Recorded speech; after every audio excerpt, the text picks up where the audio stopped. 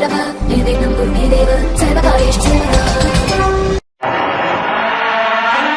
होती है तो हम एक दिया जला लेते हैं और उस रोशनी में खुद को महफूज समझते हैं, मगर उस रोशनी के करीब जो अंधेरा है वो अपने अंदर बहुत सारी कहानियां समेटे हुए है और इन्हीं कहानियों को आपको लेकर आता है रात के अंधेरे में।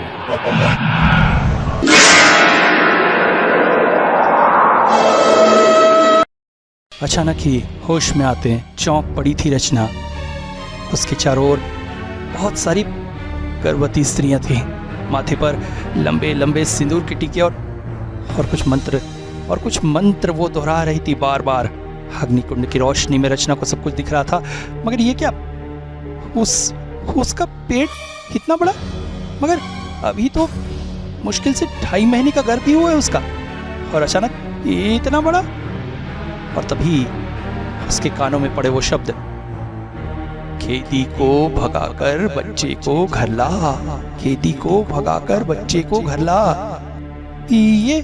ये मंत्र नहीं, ये तो मिनती माँ की बताई गई वही बात थी। उस दिन तारानाथ के घर पहुंचते ही मैं और किशोरी आश्चर्यचकित हो गए। ये क्या हाल था तारानाथ का? सिर पर पट्टी, हाथ पर क्रैप बैंडेज। हम लोग पूछ पड़े, ये क्या हुआ आपके साथ? अरे बैठो बैठो, पहले चाय हो जाए उसके बाद आगे की बातें। अच्छा एक सिगरेट पिलाओ तो जरा, दर्द से हालत खराब हो रही है। सिगरेट के कश लेने के बाद तारानाथ बोल पड़े, वैसे तो मैंने कई बार तुम लोगों को बहुत सी कहानियां बताई जिनमें मैं भी नियति के आगे परास्त हुआ, मगर एक बार बहुत बुरी तरह से परास्त होने के बाद भी मैं जीता। सुनकर अजीब लग रहा है ना? कैसे हार कर भी कोई जीत सकता है? हाँ, क्योंकि इन संसार की सबसे अभूतपूर्व रचना है औरत जो माँ है, बहन है, बेटी है, मगर फिर भी सदियों से पुरुष औरत के मन को समझने का प्रयास कर रहा है, मगर कभी नहीं समझ पा रहा है। वही औरत कभी माँ बन जाती है और कभी डायन बनकर लोगों के प्राण हर लेती है। रमेश दीक्षित शहर के जाने माने बिजनेसमैन थे। उनकी पत्नी रचना, वो भी साहित्य के क्षेत्र में एक बड़ा नाम थी। रमेश वैसे तो एक जमींदार परिवार से थे। एक समय इनकी जमींदारी की तूती बोलती थी, मगर अब जमींदारी नहीं रही, मगर संपन्नता अभी भी वैसी ही, और इसके साथ साथ जमींदार परिवार के नियम और कानून उनके घर में अभी भी माने जाते थे। रमेश और रचना दोनों शहर में रहते थे। रमेश के माता पिता गांव में ही उनके जमींदारी वाले घर में रहता है। उस दिन रचना के लिए बेहद खुशी का दिन था। उसे पता चला कि वो प्रेग्नेंट है। जब उसने रमेश को ये बात बताई तो वो भी खुशी से झूम उठा, मगर 2.5 महीने तक कोई मौका ही नहीं बना कि वो गांव जाकर उसके माता पिता से ये बात कर सके। हालांकि रचना के माता पिता शहर में रहते थे, इस कारण वो इस बात से पूरी तरह से अवगत थे कि क्या हो रहा है। उस दिन संडे था। रमेश ने रचना से कहा, चलो एक काम करते हैं, घर चलते हैं, माँ पिताजी को सरप्राइज देंगे। रचना भी खुशी खुशी तैयार हो गई और दोनों कार लेकर गांव की तरफ निकल पड़े। गांव के मेन गेट पर जैसे ही पहुंचे तो रमेश ने हॉर्न बजाना शुरू किया, मगर ये क्या, घर तो जैसे सुनसान पड़ा था। दोनों चौंक कर गाड़ी से उतरे तो मिनती माँ दौड़ कर आई। अरे मेरा राज दुलारा आ गया, आ आ आ। मिनती माँ रमेश की एक तरह से यशोदा माँ थी। दूसरे शब्दों के कहे तो रमेश की धाई माँ। जिसे बचपन से उसका लालन पालन किया था। इनकी अपनी कोई औलाद नहीं थी, इसलिए रमेश को ही अपनी सगी औलाद की तरह मानती थी। रमेश भी उनके पैरों में झुक गया। फिर अचानक मिंती उसे एक चपत लगाती हुए बोली, अरे आने से पहले खबर तो देगा, तू तो जानता है तेरे घर वालों को, संडे होने से कहाँ कोई घर में टिकता है। आज तेरे मामा के लड़के के अन्नप्राशन में सब चले गए हैं। खैर आओ आओ, तुम लोग अंदर तो आओ। और क्या खाएगा? मटन और चिंगड़ी? चिंगड़ी सुनकर रमेश के मुंह में पानी आ गया।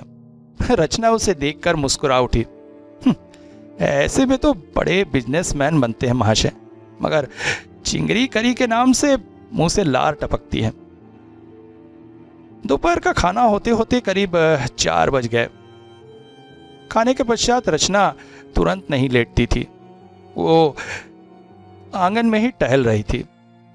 घर की रचना गोल सी थी, चारों तरफ बाकी कमरे थे, मगर घर का एक हिस्सा परित्यक्त सा था।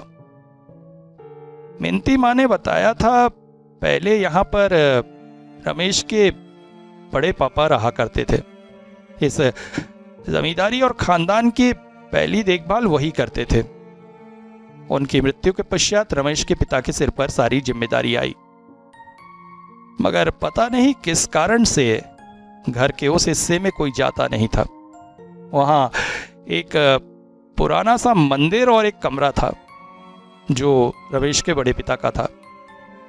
मंदिर की समय समय पर साफ सफाई होती थी, मगर घर की किसी भी महिला को मंदिर के अंदर जाने की अनुमति न थी। क्यों, ये रचना अभी तक जान नहीं पाई थी। टहलते टहलते अचानक न जाने उसे क्या हुआ, वो सोर चली गई। मंदिर का दरवाजा पूरी तरह से बंद न था। हाँ, पुराना होने की वजह से लकड़ी जाम हो गई थी। जैसे ही रचना ने उसे थोड़ा सा धक्का दिया, दरवाजा धीरे धीरे खुलने लगा था। और तभी रचना ने महसूस किया, एक तेज हवा का झोंका उसके पास से गुजरा और उसके बालों को लहराता हुआ हवा में उड़ाया, और फिर जैसे किसी ने उसके बालों को पीछे से पकड़ लिया। चौंक पड़ी रचना।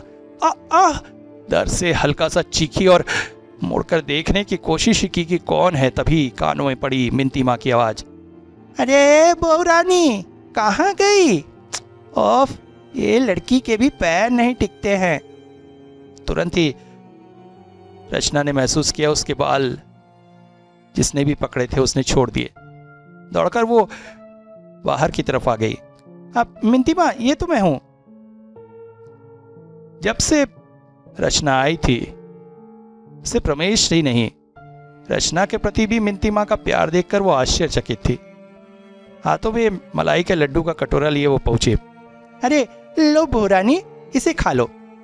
जब से आई हो खाना बस खाया है, मीठा तो कुछ खाया ही नहीं। आश्चर्यचकित थी रचना देखकर। एक पराई औरत जो उसे इतने अच्छे से जानती भी नहीं है, उसके स्वाद का इतना ख्याल। इसे कैसे पता चल गया कि उसे मलाई के लड्डू पसंद है, और बन भी गए। वैसे रचना के माता पिता उससे बेहद प्रेम अवश्य करते थे, पर बचपन से वो हॉस्टल में पली थी, इसलिए मिंती के इस तरह प्यार से वो अत्यंत प्रसन्न हो उठी। और मन में विचार आया, रमेश के माता पिता तो कल सवेरे आएंगे, उससे पहले इस महिला के साथ वो राज शेयर करने में क्या बुराई है? आखिर इतनी खुशी की बात। वो मिंती से जैसे लिपट सी गई। मिंती बोली, अरे अरे क्या करती हो? उफ, तुम तो एकदम बच्ची जैसी हो। मिंती माँ, आपको एक खुशखबरी देनी थी। खुशखबरी? कैसी खुशखबरी? आप दादी बनने वाली हैं। रमेश पिता, मैं माँ। मगर जहां पर मिंती को अत्यधिक खुश होना चाहिए था, उसने जैसे एक झटके में रचना को अपने से दूर हटा दिया। रचना ने देखा मिंती के चेहरे से जैसे खून सूख गया था। वो बोली, ओह, तभी मैं सोचूं, उस हरामजादी ने तभी तुम्हें यहां बुलाया है। मिंती के होठों से ऐसे अपशब्द और उसके ऐसे भाव विचार को देखकर रचना जैसे आश्चर्यचकित हो गई थी। फिर अचानक कुछ देर को लिए रुकते हुए तारानाथ बोले, अब तुम लोग कहोगे कहानी में मेरा प्रवेश कब हुआ? तो भाई ये घटना कुछ दिनों पहले की ही है और सबसे अंत में मैं कहानी में आऊंगा, मगर उससे पहले जो कुछ मुझे घर के लोगों से पता चला वो मैं तुम लोगों को सुना रहा हूं। फिर अचानक ही मिंती बोल पड़ी, सुनो बहू रानी, मन में एक बात गांठ बांध लो, बोलते रहना, खेदी को भगा बच्चे को घर ला। सुनिए, खेदी को भगा बच्चे को घर ला। अब तुम ज्यादा समय ऊपर न रहो, चलो नीचे चलो। मगर तब तक मिंती ने क्या कहा अच्छे से नहीं सुन पाई थी रचना। उसे फिर लगा किसी ने उसके सर के बाल पीछे से कस कर पकड़े हैं। गर्दन भारी हो आ रही थी और अचानक ही पेट के निचले हिस्से में तेज मरोड़, और इसके साथ साथ ही वो बेहोश हो गई। कितनी देर बेहोश थी उसे पता नहीं था, मगर जब आंखें खुली तो पाया रमेश और उसके माता पिता उसके बेड के चारों ओर ही खड़े थे। पास ही डॉक्टर साहब भी थे। उसे होश में आते देख उसकी सास ने अपनी इकलौती बहू के माथे पर एक चुम्बन दिया। फिर सब उससे बातचीत वगैरह करने लगे। सबके प्यार को पाकर रचना का मन प्रसन्न हो गया, मगर फिर भी मनी मन एक अजीब सा डर बैठ गया। अभी तो 2.5 महीने ही चल रहे हैं और उसकी तबीयत तो कभी ऐसे अचानक खराब नहीं होती है। यही सब सोच से जब वो बाहर निकली तो पाया कि बाकी सब उसे आराम करने का अवसर देकर वहां से चले गए हैं। कमरे में सिर्फ मिंती माँ ही है, मगर उसकी तरफ देखते ही साथ वो चौंक पड़ी। उनके चेहरे पर अजीब से डर के भाव थे। उसे देखते हुए वो उसके पास आ गई, कान के पास मुंह लेकर फुसफुसाते हुए बोली, बहू रानी, एक बात अच्छी से दिमाग में बांध लो, उस मंदिर की तरफ भूल के भी नहीं जाना, और अगर आसपास से गुजरो तो बाल बांध लेना, पेट पर अपना दाहिना हाथ रख लेना और मन में कहते रहना, खेदी को भगाकर बच्चे को घर ले आ, समझी? इसके बाद रचना को कुछ और बोलने का अवसर न देकर मिंती माँ उसके कमरे से चली गई।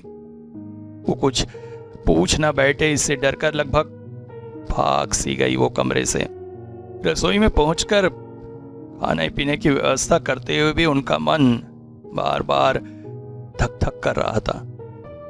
तो क्या लड़की को सब कुछ खुलकर कह देना चाहिए? मगर फिर अपने आप को ही धमकाते हुए बोली, ये क्या बेवकूफों जैसी बातें सोच रही है वो?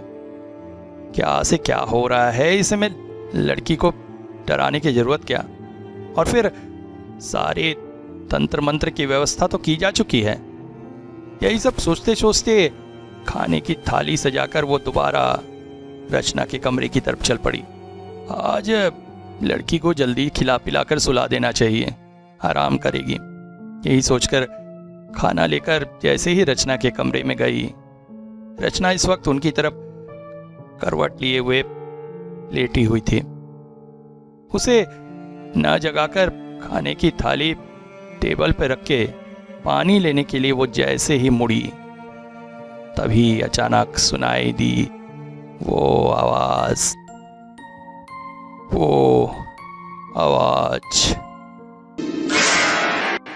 मीडो, कहाँ है मेरी कोई मछली की करी? पहले तो मेरे आते ही साफ बनाती थी, है? सब भूल गई क्या? कोई मछली के करीब। खून जैसे पानी हो गया मिनती का। कांपते कांपते मुड़कर उसने देखा रचना उसकी तरफ करवट लेकर लेटी हुई है, मगर उसका पेट तो इतना बड़ा न था और उसकी आंखें अद्भुत तरह से लाल थी। कमर तक लंबे उसके बाल न जाने कैसे उसके गले में लिपट गए, और सबसे आश्चर्यजनक बात, एक धुएं की कुंडली उसे चारों ओर से घेरे हुए है। मीनू कहकर बुलाया था रचना ने मिनती को। आज 30 साल हो गए, किसी ने ये नाम नहीं लिया, तो फिर रचना को ये नाम कैसे पता चला? तो फिर क्या वो लौट आई है दोबारा? आगे कुछ भी नहीं सोच पाई मिनती। डर के मारे कांपते हुए आंखें बंद करके वहीं खड़ी रही।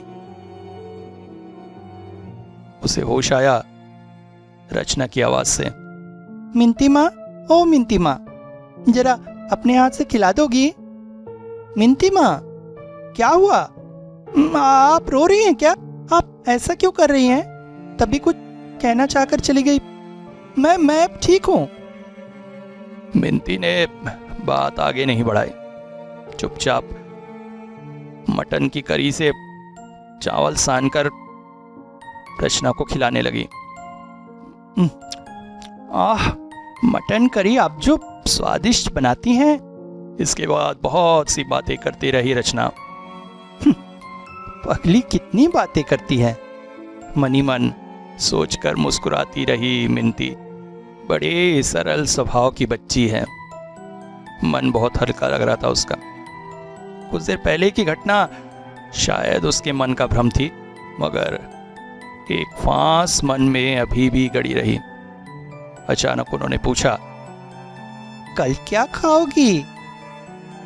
कोई मछली की करी खाओगी? नहीं। क्यों? मुझे एकदम पसंद नहीं है। सुनकर मन से अब पूरा डर चला गया। हाँ, इसका मतलब सचमुच उसने जो देखा था वो भ्रम ही था। अगली सुबह नहाने के बाद काफी ठंड लग रही थी। इस वजह से रचना बरामदे में जाकर धूप ताप रही थी। मिनती ने एक बार फिर से उसे खबरदार किया मंदिर की तरफ नहीं जाना है, और फिर अपने काम में जुट गई वो।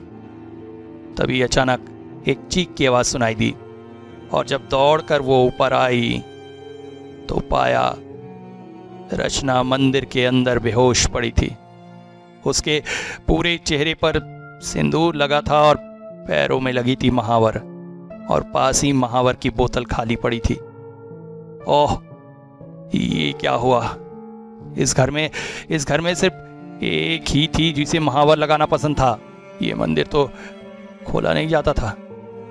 यहाँ पर गर्भवती स्त्रियों का आना मना था, और उस मंदिर में रचना को पड़े देखकर कांप उठी थी नमिता। इस घर में क्या हुआ था ये बात सिर्फ मिनती जानती है, या फिर रमेश की माँ। वो लगभग चीख उठी, तुम्हें यहाँ आने के लिए मना किया था ना? रचना उठकर चलने जरूर लगी, मगर नीम बेहोशी में। तब तक घर के सब लोग इकट्ठा हो चुके थे, मगर सबके इस प्रश्नों को बिना जवाब दिए नमिता उसे अपने कमरे में ले गई। फिर घर के मर्दों से कहा, आप लोग बाहर ठहरिए। माँ गंदी हो गई है, उसे साफ करना होगा। बड़ी दीदी आप यहीं रुकिए।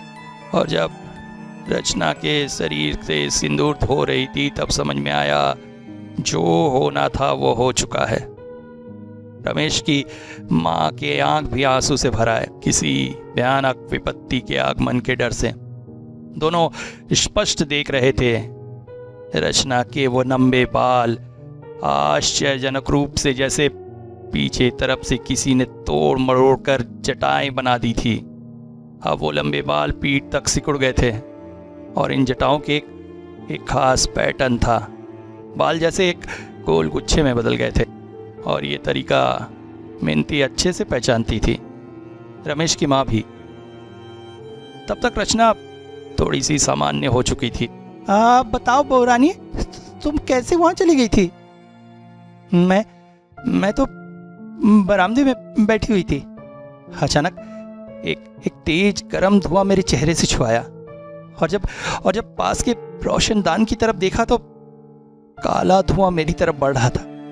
जैसे जैसे वो पास आया पता चला वो धुआं नहीं, बालों का एक गुच्छा था और उस गुच्छे के साथ धीरे धीरे एक महिला का चेहरा उभर रहा था। फिर बता रही हूँ, थोड़ा पानी पिलाइए। पानी पीने के बाद रचना ने फिर कहा, धीरे धीरे महिला का आकृति मेरे सामने थी।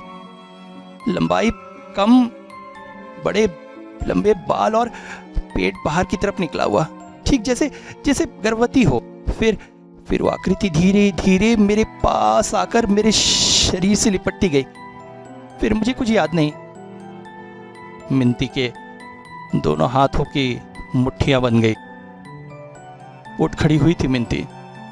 तेल लाना पड़ेगा, बालों की जटाएं छुड़ाई नहीं जा रही हैं। मगर जैसे ही वहां से जाने को हुई, उसकी नजर पड़ी उस गिलास पर जिस गिलास में रचना ने पानी पिया था।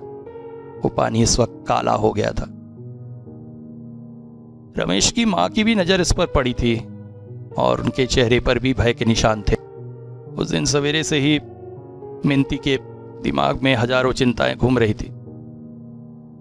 यहां पर मुझे निमंत्रण दिया जा चुका था घर में आने के लिए। मैं पहुंचूं इससे पहले ही कुछ अघटन न हो जाए, इस बात से वो बहुत डर रही थी। नाश्ते की प्लेट सजा रही थी।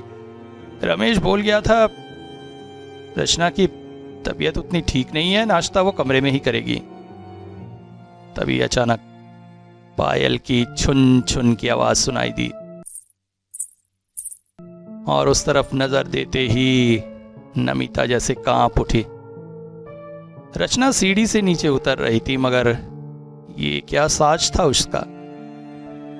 साड़ी घुटनों तक मोड़ कर पहनी हुई, बाल गुथे हुए और मुंह में ढेर सारा पान। आधी सीढ़ी पहुंचकर चाणक्य को बोल पड़ी, क्यों रे मीनू, सारा टेबल खुद अकेले ही साफ करेगी? मिनती को अब कोई शक न रहा। आंखें बंद करके वो चीखने लगी, खेदी चली जा, इतने सालों बाद ये सब करके तुझे क्या मिलेगा? चली जा, देख मेरी प्यारी बहन, सुन, चली जा। मिनती कितनी देर तक ऐसा चिल्लाते रही, उसे होश न था। अचानक उसे ऐसा लगा कोई इसे जोर जोर से झकझोर रहा है और मिनती माँ चिल्ला रहा है। ये क्या? सामने तो रचना खड़ी उसे झकझोर रही है। हालांकि कपड़े, चेहरे के भाव सब कुछ वैसे ही थे, मगर अब उसकी आवाज अलग थी और चेहरे पर डर। मिनती माँ, ये सब क्या है? मैं ये सब कैसे? मुझे तो साड़ी पहननी आती ही नहीं है। और ये पान, मैंने जिंदगी में कभी पान नहीं खाया, मगर आज कुछ गड़बड़ हो रही है। ऐसा लगता है बीच बीच में मैं सब कुछ भूल जाती हूँ। मेरा शरीर मेरा नहीं रहता है, जैसे मुझे कोई और ही चलाता है। और ऊपर से ये खेदी, बार तुम उसका नाम लेती हो। कौन है ये खेदी माँ? बताओ प्लीज बताओ। मेरे लिए नहीं सही, कम से कम तुम्हारे रमेश के होने वाली संतान के लिए बताओ प्लीज। इतने सारे प्रश्नों से मिनती घबरा गई थी। पास ही एक चेयर पर रचना को बैठाकर एक कुर्सी सामने लेकर वो खुद बैठ गई और बोली, खेदी बता रही हूँ खेदी के बारे में। खेदी मेरी फुफेरी बहन थी। जैसा सुंदर रंग वैसी ही गाने की आवाज। मगर भगवान जब किसी को बहुत सारी चीजें देता है तो कुछ छीन भी लेता है। खेदी के साथ भी ऐसा था। खेदी की लंबाई ज्यादा नहीं बढ़ पाई, यही कोई 4.5 फुट की होगी। स्वभाव की बहुत अच्छी थी वो। खेदी की माँ बचपन में ही मर गई थी। उसके पिता कुछ खास काम नहीं करते थे, या कहें मिलता नहीं था काम उनको। असली में वो जात के चंडाल थे। और जानती तो हो उस समय जात पात की कितनी मान्यता थी। मगर फिर भी उसके पिता ने जल्द से जल्द उसके विवाह का प्रयास किया। मेरे साथ खेदी का बहुत अच्छा रिश्ता था। हमारा परिवार उसके परिवार से थोड़ा सा संपन्न था। खेदी के जितना लाड प्यार था सब मैं और मेरी माँ मिलकर मिटाते थे। मेरा परिवार तो यही कहता था कि उनकी 2 लड़कियां हैं, मैं और खेदी। मिट्टी के इंसान थे मेरे माँ बाप। खेदी को भी अपनी बेटी की तरह प्यार करते थे। मैं और खेदी जैसे एक जान 2 शरीर थे। हम हमेशा साथ रहते थे। फिर एक दिन एक बहुत अच्छा रिश्ता मिला और खेदी की शादी हो गई। फिर धीरे से मेरा भी विवाह हो गया। अब भी हम दोनों आपस में जुड़े रहे चिट्ठी पत्रियों के जरिए। उस समय जमींदारी का काम रमेश बाबू के बड़े पिताजी देखते थे। उन्हीं के यहाँ एक बहुत ही होशियार नायब थे। आज के जमाने में तुम लोग जैसे मैनेजर कहते हो, मेरे पति उन्हीं नायब के साथ काम करते थे। फिर शादी के बाद उनके साथ में यहाँ आकर रहने लगी। बहुत अच्छा परिवार था। और रमेश की माँ तो मुझे बहुत पसंद करने लगी। जब भी मैं घर में खाली अकेली रहती वो मुझे अपने पास बुला लेती। फिर तो ऐसी हालत हो गई कि दिन भर मैं यहीं रहती, बस रात में ही अपने घर जाती। अब तो धीरे धीरे मैं खेदी को भी भूलने लगी थी। फिर एक दिन खेदी की चिट्ठी मिली। वो मां बनने वाली थी। मैं खुशी से झूम उठी। मगर इसके साथ साथ एक बुरी खबर भी थी। खेदी के पति की नौकरी छूट गई थी। वही जात पात का भेद। तब मैंने अपने पति से निवेदन किया कि क्या वो खेदी के पति को यह नौकरी नहीं दिला सकते। मेरे पति शहर से तैयार हो गए और जमींदार साहब भी। फिर खेदी और उसके पति यहीं आकर रहने लगे। अब तो हम दोनों और खुश थे। मुझे भगवान ने ऐसी तकलीफ दी कि मैं कभी मां नहीं बन सकती। मगर खेदी ने मेरी वो कमी भी पूरी कर दी थी। वो कहती, मेरे बच्चे पर अगर मेरे बाद किसी का अधिकार होगा तो तेरा होगा। हम दोनों खुशी खुशी नन्हे मुन्ने के आने का इंतजार करने लगे। दूसरी तरफ एक अजीब बात हुई। खेदी के पति अचानक ही रमेश के बड़े पिता के बहुत चहेते बन गए। वैसे उनके बड़े पिता बड़े गंभीर स्वभाव के थे। घर में कामकाज में ज्यादा बातचीत उन्हें पसंद न था। विवाह भी नहीं किया था। काम के अलावा बाकी समय मंदिर में पूजा पाठ में ही बिताते थे। वो अचानक खेदी के पति के साथ बहुत घुल मिल गए। एक कर्मचारी के साथ मालिक का ऐसा व्यवहार सबको आश्चर्यचकित कर गया। वो जो लोगों से बात करने में भी कतराते थे, अब खेदी के पति के साथ घंटों बातें करते।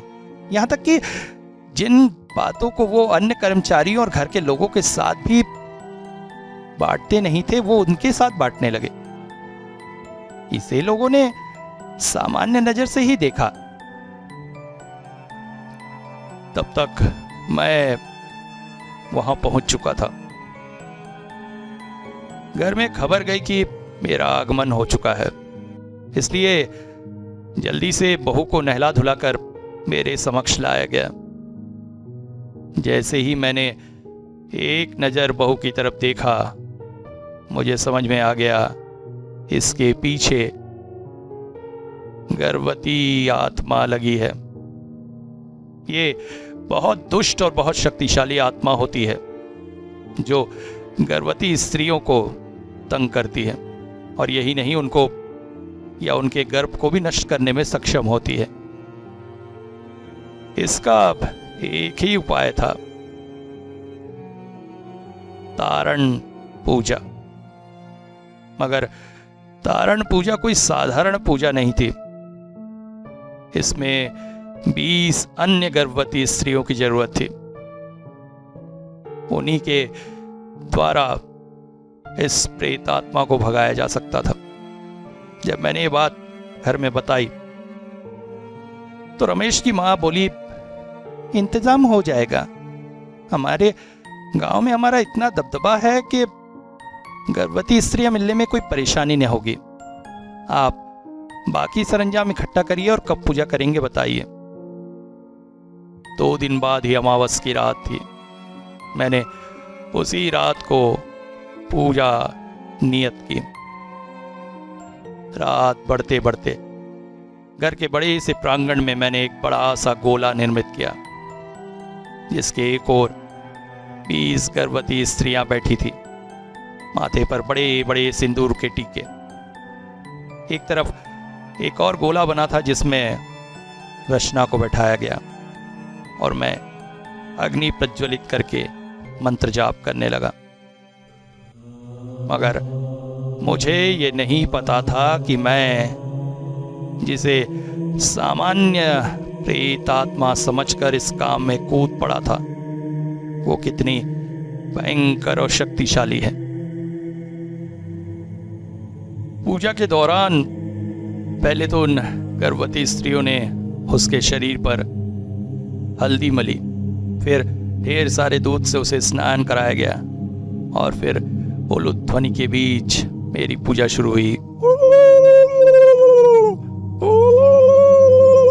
मगर इन सब से रचना को बहुत खराब लगने लगा और वो नीम बेहोशी में चली गई। रचना जैसे बेहोश सी हो गई थी। ये बात बाद में उसने बताई कि जैसे ही उसने आंखें खोली तो पाया वहां पर 20 से ज्यादा गर्भवती स्त्रियां उसके चारों ओर हैं और सब एक मंत्र जाप रही हैं। फिर उसने महसूस किया उसका पेट अपेक्षाकृत काफी बड़ा है। वो चौंक पड़ी। इतना तो उसका गर्भ नहीं है, अभी तो 2.5 महीने ही हुए हैं। तभी उसके कानों में पड़ी उन स्त्रियों द्वारा कही हुई बात, जो असल में मंत्र नहीं मिनती की कही हुई वही बात थी। खेदी को भगाकर बच्चे को घर ले आ, खेदी को भगाकर बच्चे को घर ले आ। कानों में हाथ देकर छटपटा पड़ी थी रचना कि तभी उसने देखा परिदृश्य बदल चुका है। अब वो एक जंगल में है। कहाँ है वो, कैसे घर लौटेगी, यही सोचते सोचते मिट्टी में उठकर बैठी तो कोई खिलखिलाकर हंस पड़ा। घबरा उठी थी रचना। हंसी जैसे उसके चारों ओर घूम रही थी, कभी उसके पीछे पड़ा, कभी उसके दाएं, कभी उसके बाएं। अब अंधेरे में जैसे ही आंखें सही हुई तब स्पष्ट उसने देखा वही बाल और धुएं की कुंडली हंसी वहीं से आ रही थी। वो क्या, अपने 4 पैरों पर वो खिलखिलाती हुई उसी की तरफ दौड़ती चली आ रही थी। इस भयानक परिदृश्य को देखते देखते अचानक उसकी आंखें बंद हो गई। कुछ ही देर में जब उसने आंखें खोली तो पाया फिर से परिदृश्य बदल गया है। अब वो एक छोटे से पुराने से कमरे के अंदर बैठी थी। आसपास नजर घुमाकर समझ में आया ये उसके ससुराल के पीछे वाला हिस्सा है जहाँ पर सर्वेंट क्वार्टर थे। अचानक उसके कानों में आवे आवाज जैसे 2 लोग लड़ रहे हैं। धीरे धीरे वो दरवाजे के पास पहुंची।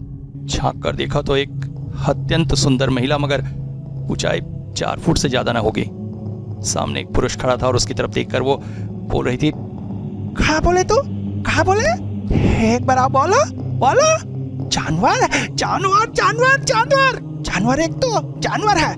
एह को लो बड़े मालिक के साथ तोहर आद का पीड़ित जानवर है तू एक। तोहर ये लालच तोहर खानदान को खत्म कर दिया है। देखिए देखिए, मालिक के धन वृद्धि के लगे छोटी जाति के अजन्मे बच्चे के बलि दे के लगे हैं। हरो के लिए तू ये बच्चे के बलि दे वाला है। अरे तो उसमें बुरा क्या है, इस बार बच्ची दे देते हैं, वो कर बाद अगल बार फिर बच्चा हो जाए मगर मगर ओकर बदले में जो पैसा मिले ओकर का? नहीं नहीं, हाँ हम ऐसा नहीं हो दे। तोर बात सुनत का है, चुपचाप चल वरना एक थप्पड़ मारी गए। और उसके बाद उसने एक जोरदार थप्पड़ उसे रसीद दिया। थप्पड़ खाते ही वो बेहोश होकर गिर पड़ी और फिर उसे वो घसीटते हुए ले जाने लगा। अब जैसे रचना की आंखों के आगे फिल्म की तरह दृश्य बदलने लगा। उसे बेहोश महिला को खींचते खींचते उसे निषिद्ध पूजा घर में ले जाया गया। वहां पर एक लंबे चौड़े कद के व्यक्ति खड़े थे। रचना को समझने में देर न लगी, यही रमेश के बड़े पिताजी हैं, क्योंकि घर वालों की तस्वीर दिखाने कहने पर मिनती ने सबसे पहले यही तस्वीर दिखाई थी और फिर किसी कारण से वो बाकी तस्वीरें नहीं दिख पाई थी, इसलिए उसे याद रहा। इसके बाद क्या बातचीत हुई ये रचना नहीं सुन पाई, अपितु उसने सुना रमेश के बड़े पिताजी अब मंत्रोच्चारण करने लगे हैं। बहुत समय बाद धूप की तेज धुएं की वजह से अचानक ही खेदी होश में आ गई और उसे होश में आता देखकर रमेश के बड़े पिताजी वो चिल्लाए इससे पहले ही उसका मुंह बांधने को कुछ न पाकर उसी के लंबे बालों को उसके मुंह में अंदर तक ढकेलने लगे। दम घुटने लगा था खेदी का, हाथ पांव छटपटा रहे थे उसके, मगर कुछ ही करने में असहाय थी और अंत में थक कर बेहोश होने लगी। उसके नाक मुंह कान से खून निकलने लगा और फिर धीरे धीरे वो निढाल हो गई। पूजा संपन्न करने के पश्चात रमेश के बड़े पिताजी ने कहा, लाश को पीछे गाड़ देते हैं, और फिर लाश को पीछे गाड़ दिया गया। इसके कुछ समय बाद अचानक रमेश के पिताजी छत से गिर गए। पैरालिसिस हो गया उन्हें और तड़प तड़प कर उनकी मौत हुई। जब भी वे घर में रहते हमेशा किसी चीज़ से डरे रहते, मगर बता नहीं सकते किस चीज़ से डरते हैं। दूसरी तरफ खेदी के पति की क्षत विक्षत लाश खेत में मिली। लाश को देखकर अत्यधिक भयभीत हो उठी थी रचना, मगर ये सारा दृश्य उसकी आंखों के सामने था। फिर एक एक करके घर की गर्भवती महिलाएं मृत्यु को प्राप्त होने लगी और वातावरण में गूंजती रही वही भयानक हंसी।